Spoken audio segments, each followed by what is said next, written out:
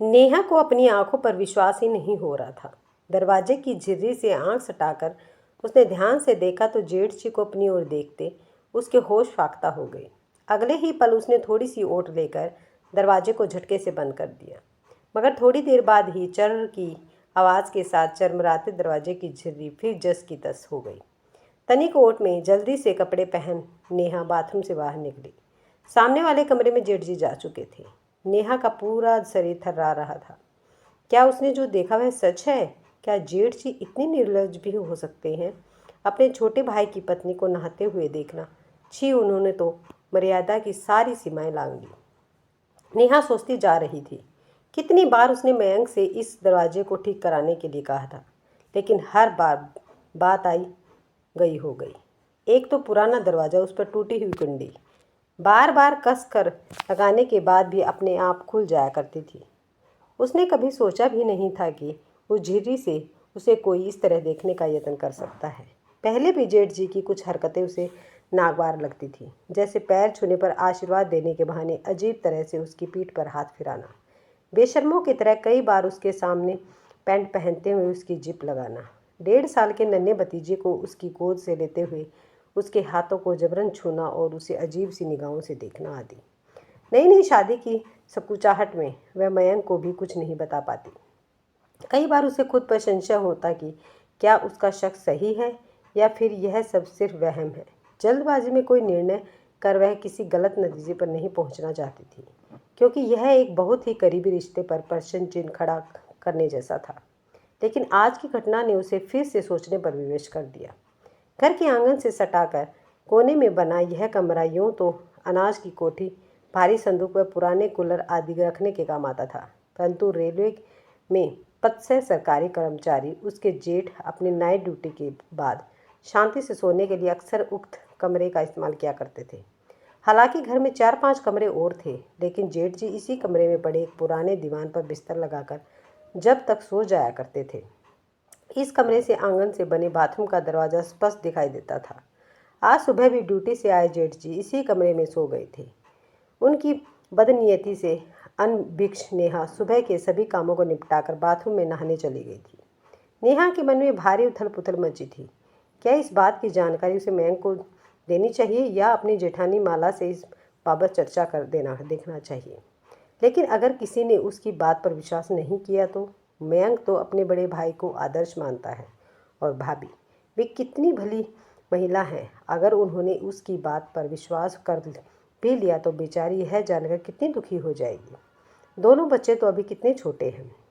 नहीं नहीं, यह बात वह घर में किसी को नहीं बता सकती। अच्छा भला घर का माहौल खराब हो जाएगा।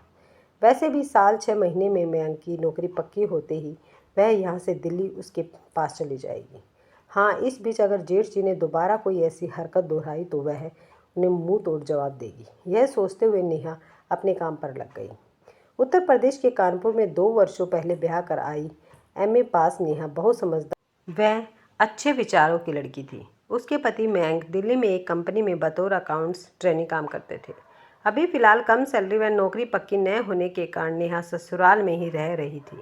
कुछ पुराना पर खुला खुला बड़ा सा घर किसी पुरानी हवेली की याद दिलाता सा लगता था। उसमें जेठ जेठानी और उनके 2 छोटे बच्चे, यही नेहा की ससुराल थी। यहाँ उसे वैसे कोई तकलीफ नहीं थी, बस अपने जेठ का दोगलापन नेहा को जरा खलता था। सबके सामने प्यार से बेटा बेटा कहने वाले जेठ जी जरा सी ओट मिलते ही उसके सामने कुछ अधिक ही खुलने का प्रयास करते थे, जिससे वह बड़ी ही असहज महसूस करती। स्त्री सुलभ गुण होने के नाते अपनी देह पर पड़ती जेठ जी की नज़रों में छिपी कामुकता को उसकी अंतर्दृष्टि जल्द ही भाप गई थी। एहतियातन जेठ जी से सदा ही वह एक आवश्यक दूरी बनाए रखती थी। होली आने को थी। माला और बच्चों के साथ मस्ती और खुशियाँ बिखेरती नेहा जेठ जी के सामने आते ही एकदम सावधान हो जाती।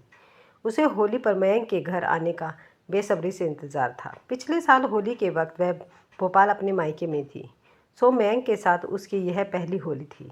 होली के 2 दिनों पहले मयंक के आ जाने से नेहा की खुशी दोगुनी हो गई। पति को रगने के लिए उसने बच्चों के साथ मिलकर बड़े जतन से एक योजना बनाई, जिसकी भनक भी मयंक को नहीं पड़ने पाई। होली वाले दिन मोहल्ले में सुबह से ही बच्चों की धमाचौकड़ी शुरू हो गई थी। नेहा भी सुबह जल्दी उठकर भाभी के साथ घर के कामों में हाथ बटाने लगी। जल्दी जल्दी हाथ चला नेहा 10-11 बजे से महल्ले की औरतों को धावा बोल देगी। कम से कम खाना बन जाएगा तो खाने पीने की चिंता नहीं रहेगी। जेठानी की सुन नेहा दोगुनी फुर्ती से काम करने में लग गई। थोड़ी ही देर में पूड़ी, कचौड़ी, दही वाले आलू, मीठी सेवियां और अरवी की सूखी सब्जी बनाकर दोनों देवरानी जेठानी फायरिंग हो गई। भाभी मैं जरा इनको देख कर आती हूँ, उठे या नहीं? हाँ आजा, पर जरा जल्दी आना, माला मुस्कुराते हुए बोली। कमरे में घुसकर नेहा ने सो रहे महंग के चेहरे की खुद गत बनाई और मज़े से चौके में आकर अपना बचा हुआ काम निपटाने लगी। इधर महंग की नींद खुलने पर सभी उसका चेहरा देखकर हंसते हंसते लोटपोट हो गए। हैरान महंग ने बरामदे में लगे कांच में अपनी लिपी पुती शक्ल देखी तो नेहा की शरारत समझ गया। भाभी नेहा कहाँ है? भाई तुम्हारी बीवी है, तुम जानो, मुझे तो सुबह से नज़र नहीं आई। भाभी ने हंसते हुए जवाब दिया। बताता हूँ उसे, जरा मिलने दो, अभी तो मुझे अंदर जाना है। हाथ में फ्रेश होने का इशारा करते हुए वह टॉयलेट में जा घुसा। इधर नेहा भाभी के कमरे में जा छिपी थी। फ्रेश होकर मयंक ने ब्रश किया और होली खेलने के लिए बढ़िया सफ़ेद कुर्ता पजामा पहना। भाभी नाश्ते में क्या बनाया है? बहुत ज़ोरों की भूख लगी है, फिर दोस्तों के यहाँ होली खेलने भी तो निकलना है। मयंक ने भाभी से कहा। इस बीच उसकी निगाहें नेहा को लगातार ढूंढ रही थी। मयंक ने नाश्ता ख़त्म ही किया था कि भतीजी खुशी ने उसके कान में कुछ फुसफुसाया। अच्छा। मयंक उसकी उंगली थामे उसकी बताई जगह पर आंगन में आ खड़ा हुआ। बताओ कहाँ है चाची? पूछने पर 1 मिनट चाचा कहती हुई खुशी उसका हाथ छोड़कर फुर्ती से दूर भाग गई। इतने में पहले से ही छत पर खड़ी नेहा ने रंग से भरी पूरी की पूरी बाल्टी मयंक पर उड़ेल दी। ऊपर से अचानक होती रंगों की बरसात में बेचारा मयंक पूरी तरह नहा गया। उसकी हालत देखकर एक बार फिर पूरा घर ठहाकों से गूंज उठा। थोड़ी ही देर पहले पहना गया सफ़ेद कुर्ता पजामा अब गाढ़े गुलाबी रंग में तब्दील हो चुका था। ठहरो, अभी बताता हूँ तुम्हें, कहते हुए मयंक जब तक छत पर पहुँचा नेहा गायब हो चुकी थी। इतने में बाहर से मयंक के दोस्तों का बुलावा आ गया। ठीक है, मैं आकर तुम्हें देखता हूँ, भुनभुनाता हुआ मयंक बाहर निकल गया। उधर भाभी के कमरे में अलमारी के एक साइड में छिपी नेहा जैसे ही पलटने को हुई, किसी की बाहों ने उसे अपनी गिरफ्त में ले लिया। उसने तुरंत ही अपने को उनकी बाहों से मुक्त करते हुए जेठ जी पर तीखी निगाह डाली। आप उसके चेहरे पर आश्चर्य और घृणा के मिले जुले भाव थे। अरे तुम, मैं समझा माला है, जेठ जी ने चौंकने का अभिनय करते हुए कहा। बस अब और नहीं। मन में यह विचार आते ही नेहा ने भरपूर ताकत से जेठ जी के गाल पर तड़ाक से एक तमाचा जड़ दिया। अरे पागल हुई है क्या, मुझ पर हाथ उठाती है? जेठ जी का गुस्सा 7वें आसमान पर था। पागल नहीं हूँ, बल्कि आपके पागलपन का इलाज कर रही हूँ, क्योंकि सम्मान की भाषा आपको समझ नहीं आ रही। गलत थी जो मैं सोचती थी कि मेरे बदले हुए व्यवहार से आपको अपनी भूल का एहसास हो जाएगा, पर आप तो निर्जलता की भी सभी सीमाएं लांघ बैठे। अपने छोटे भाई की पत्नी पर बुरी नज़र डालते हुए आपको शर्म नहीं आई? कैसे इंसान हैं आप? इस बार आपको इतने में भी छोड़ दिया रही हूँ, लेकिन आइंदा से अगर मुझसे ज़रा भी छेड़खानी करने की कोशिश की तो मैं आपका वह हाल करूँगी कि किसी को मुंह दिखाने के लायक नहीं रहोगे।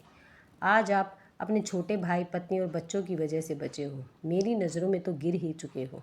आशा करती हूँ सबकी नज़रों में गिरने से पहले संभल जाओगे, कहकर तमतमाती हुई नेहा कमरे से बाहर चली गई। कमरे के बाहर चुपचाप खड़ी माला नेहा को आते देख तुरंत दरवाजे की ओट में हो गई।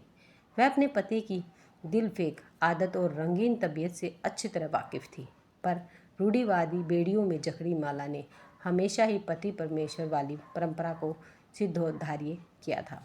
वह कभी कभी अपने पति की गलत आदतों के खिलाफ आवाज़ उठाने की हिम्मत न कर पाई थी, लेकिन आज नेहा ने जो बहादुरी और हिम्मत दिखाई, उसके लिए माला ने मन ही मन उसकी बहुत सराहना की। नेहा ने उसके पति को ज़रूर सबक सिखाने के साथ साथ उस घर की इज्जत पर भी आंच न आने दी। माला नेहा की शुक्रगुजार थी। उधर कुछ देर बाद नेहा निकली। नेहा अपने गीले बालों को आंगन में सुखा रही थी। तभी पीछे से मयंक ने उसे अपनी बाजों में भरकर दोनों मुट्ठियों में भरा रंग उसके गालों पर मल दिया। पति के हाथों प्रेम का रंग चढ़ते ही नेहा के गुलाबी गालों की रंगत और सुर्ख हो चली और वह शर्मा कर अपने प्रीतम के गले लग गई। यह देखकर सामने से आ रही माला ने मुस्कुराते हुए अपनी निगाहें फेर दी। अगर आपको ये वीडियो पसंद आई है तो वीडियो को लाइक, शेयर और सब्सक्राइब करना ना भूलें। धन्यवाद।